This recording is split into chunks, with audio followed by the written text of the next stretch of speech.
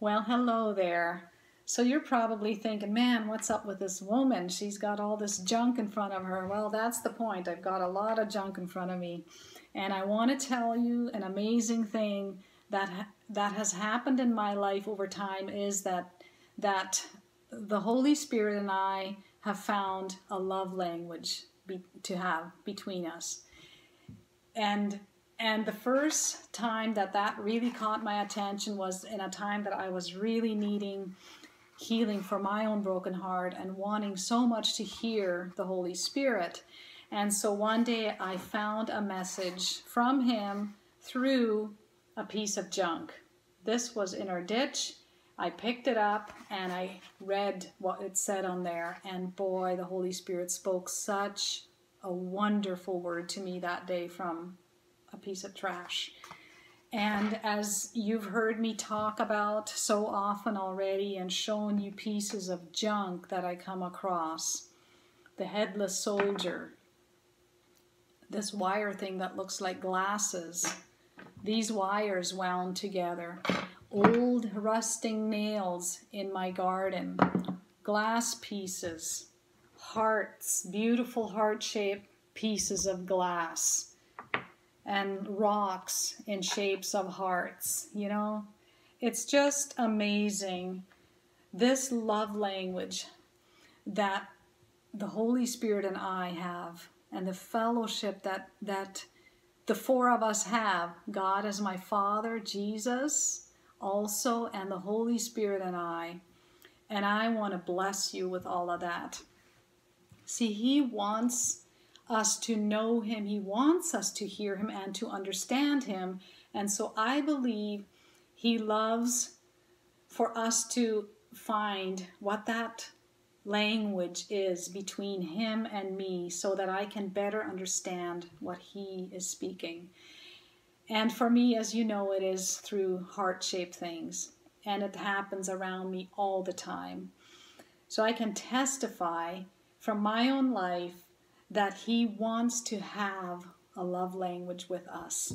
And he doesn't want us to always just be serious in life. He loves to have fun too. He loves to make me laugh.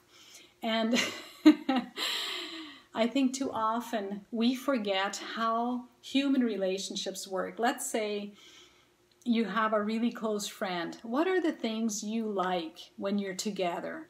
You try to speak in a way that you will understand each other, right? You maybe give each other a gift that you know the other one will really appreciate because you know each other. You know what you like and you know what is fun for both of you. Yes, of course you will cry together sometimes and need to fight for each other through something hard.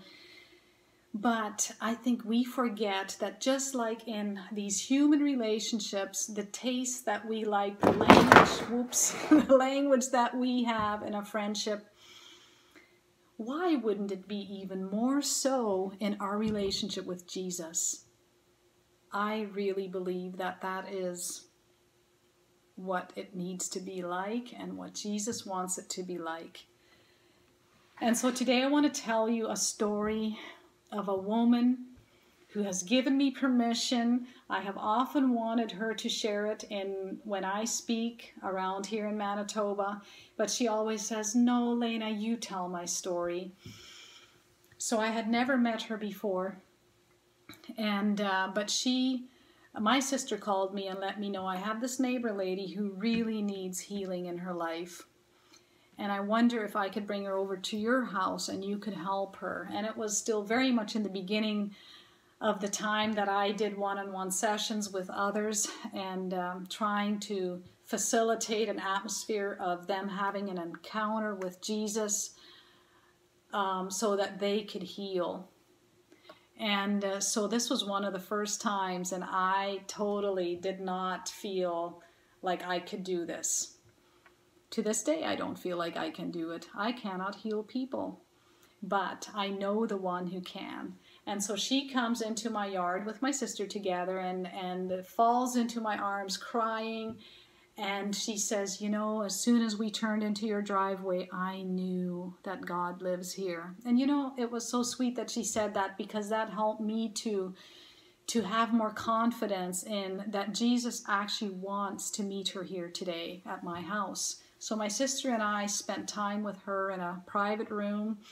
And so as she's sitting there telling about her story and the horrible things that have happened in her past, and she was telling me about that as a young girl, when her mom remarried, she was so scared of her stepfather, and whenever she would hear him coming into the house, she would run to her room and hide under the blankets. And she told me many more things, and then as she's telling me these stories, all of a sudden she starts choking. She feels that she's choking, and she also feels that and sees these evil, awful tree roots that are coming over her and are just going to snuff the life out of her. And so she's in a desperate situation, right? And she wants help. So I'm just like, Jesus, meet her here. You know exactly what is happening. You know what she needs, and I know that you are the only healer. And so the next thing, she ends up flat on the floor, on her face, just weeping. And my sister and I are standing kind of over her and just praying, crying out to the Lord to meet her in this place. And she's struggling, and she's going like this for quite some time. And eventually I'm just like, what are you doing? She says, I'm trying desperately to cover myself. I need to be covered. And I didn't know what was going on. I just said, Jesus, do it, do it. And the next thing, she grows quiet. And eventually I had the courage to ask again, what is happening? And she says, I have just entered the throne room of God. And I'm like, oh, we were quiet. I didn't want to mess with anything that God was doing with her in that throne room. And eventually she said, He's come to me and He's covering me. He's covering me. Boy, God knows what to do with us. He knows exactly what we need when we're so broken and need Him to come through to us. And so I witnessed something so amazing happening in this woman that day. And she has testified again and again that I am healed. My physical heart is healed. My spiritual, emotional heart is healed. I'm well. I can live. I can breathe. And so I can't say in detail what all God did there for her that day, but I know it was He Himself that met her in a very personal, real way, touching her and covering her and freeing her from what was choking her and all that. And you know, sometimes I'm still disappointed with myself and thinking that I can help people. But again and again, I realized, no, I can't. I can love them. I can share encouraging words with them. I can pray for them. And I can try and be in a place myself that will usher in an atmosphere of healing. But you know what? I cannot heal anybody. And so time and time again, I am so excited and blessed to witness what Jesus does with people. And so I don't know what it is in your life that is broken and all the pieces that you see in your life or of your life. But you know, there is one who knows all the details, and He is just waiting for an opportunity to heal you.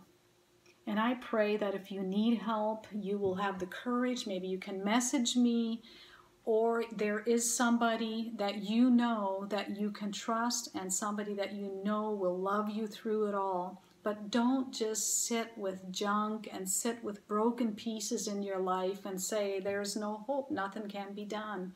No, I see it over and over, and I've experienced it in my own life, that God knows exactly what to do with your broken heart. He knows exactly how to heal you and how to bring it all back together again in a healthy way. And so I just want to bless you with that testimony and encourage your heart. Keep going, keep seeking Him and His healing for your life. May the Lord bless you and keep you.